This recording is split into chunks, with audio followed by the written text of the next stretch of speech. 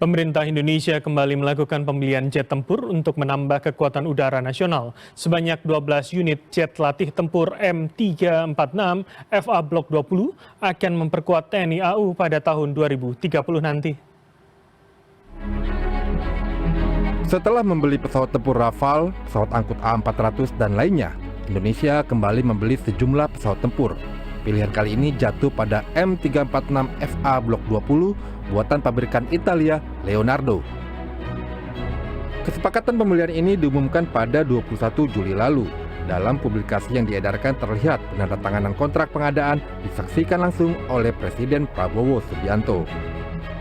Publikasi dari pihak Leonardo juga menyebutkan jumlah pesawat yang dibeli sebanyak 12 unit dan akan dikirimkan pada tahun 2030. Selain itu, kontrak juga mencakup lokalisasi pemeliharaan dan perawatan, pelatihan, dan lainnya. Hanya saja, nilai kontrak tidak disebutkan. Kementerian Pertahanan menyebutkan pembelian pesawat M346 diperlukan untuk mendukung pelatihan pilot TNI AU.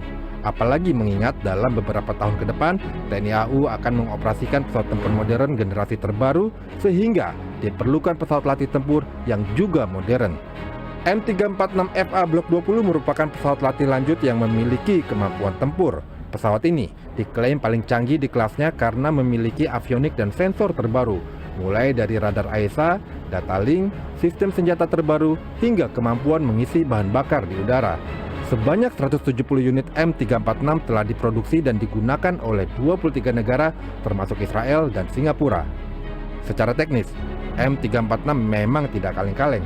Hanya saja, pengadaan sistem senjata bukan hanya dinilai dari kecanggihannya saja, tetapi bagaimana sistem senjata baru itu bisa terintegrasi dan interoperability dengan sistem senjata yang sudah ada.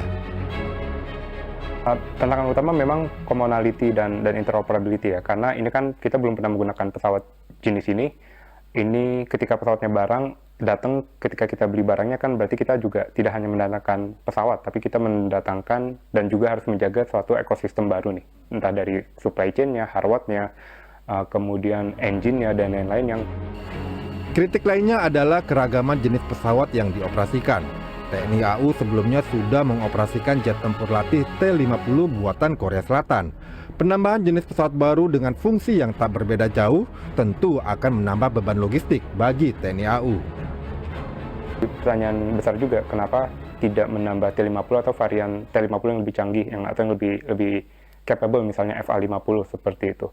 Apakah memang ada pertimbangannya, apakah hanya di pesawat M346-nya aja, atau apakah ini juga bagian dari kelanjutan kerjasama strategis antara Indonesia Italia yang beberapa tahun ini meningkat, mulai dari kita beli frigat atau LPV PPA, kemudian juga Garibaldi, apakah ini masih dalam satu paket, dalam satu rangkaian gitu?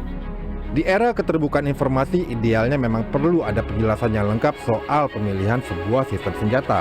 Apalagi anggaran yang digunakan berasal dari pajak rakyat.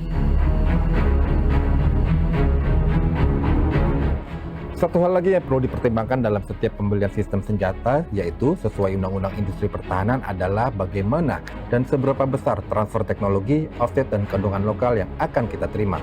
Sebab pengadaan senjata juga seharusnya menjadi pemicu penguasaan teknologi dan pemberdayaan ekonomi nasional. Iwan Hermawan, WIARI, Jakarta.